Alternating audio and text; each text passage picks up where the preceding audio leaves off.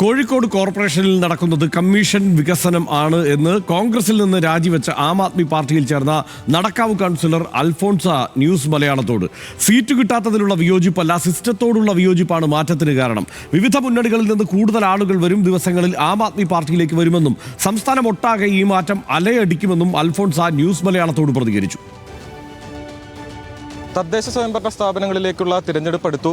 അപ്പോൾ രാഷ്ട്രീയ ചൂടുമാറ്റങ്ങളും അതിനോടൊപ്പം നടക്കുകയാണ്. കോഴിക്കോട് കോർപ്പറേഷനിലെ കൗൺസിലറായിരുന്ന അദ്ദേഹം ഇപ്പോൾ രാജിവെച്ച് ആം ആദ്മി പാർട്ടിയിൽ ചേർന്നിരിക്കുകയാണ്, മത്സരിക്കാനും തയ്യാറെടുക്കുകയാണ്. എന്താണ് അത്തരത്തിലൊരു ചൂടുമാറ്റത്തിന് കാരണം? 5 വർഷം കോൺഗ്രസിന്റെ കൗൺസിലറായിരുന്നു.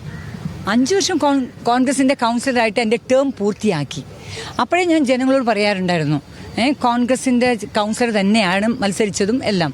പക്ഷെ ജനങ്ങളിലേക്ക് ഇറങ്ങിയപ്പോൾ എനിക്കവിടെ പാർട്ടി ഇല്ലായിരുന്നു. ജനങ്ങളായിരുന്നു എൻ്റെ പാർട്ടി, ജനങ്ങൾ മാത്രമായിരുന്നു.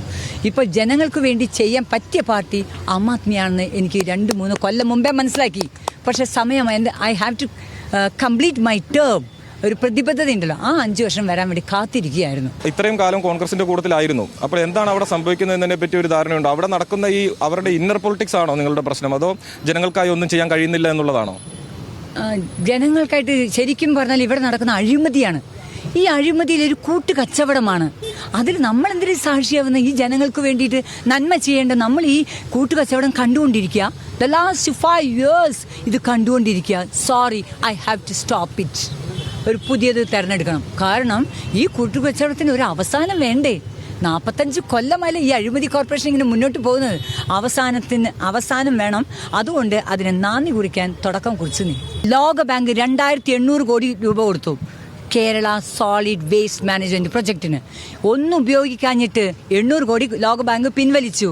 ബാക്കി 2000 കോടി ഉണ്ട്. എന്താ വാങ്ങാത്തത്? അവിടെ കമ്മീഷൻ കിട്ടൂല. കമ്മീഷൻ കിട്ടുന്നത് മതി.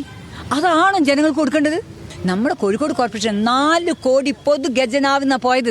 ഇത് ജനങ്ങളുടെ പണമല്ല മോനെ, ഇത് ജനങ്ങൾക്ക് കിട്ടണ്ടല്ലേ. ഇത് വല്ലവർക്കും കൊടുക്കുക, എന്നിട്ട് ഒരു ഉപകാരവും നമ്മുടെ ഞെളിയമ്പറമ്പിലും ഇല്ല, ജനങ്ങൾക്കും ഇല്ല. ഇത് അവസാനിപ്പിച്ചേ പറ്റൂ. ഒരു മാറ്റം വരണം, ഇതിനൊരു പുതിയൊരു ഉദയം വരണം. കൂടുതൽ ഇടങ്ങളിൽ ഇത്തരത്തിൽ നിലവിൽ കൗൺസിലറായിട്ടിരിക്കുന്ന ആളുകൾ, അതോടൊപ്പം തന്നെ വിവിധ സ്ഥാനങ്ങൾ കൈയാളിയിരിക്കുന്ന ആളുകൾ, അവരെല്ലാവരും തന്നെ ഇത്തരത്തിൽ മാറി ആം ആദ്മി പാർട്ടിയിലേക്ക് വരും എന്നൊരു അവകാശവാദം അവർ ഉന്നയിക്കുന്നുണ്ട്. ഈ തെരഞ്ഞെടുപ്പിൽ കൃത്യമായിട്ടുള്ള പ്രാതിനിധ്യം തെളിയിക്കാൻ സാധിക്കുമെന്നും ആം ആദ്മി നേതൃത്വം അവകാശപ്പെടുന്നു. കോഴിക്കോട് നിന്നും ഷാഫിക്കൊപ്പം ബെൻസൺ ബാബു മങ്ങാട്ട്, ന്യൂസ് മലയാളം.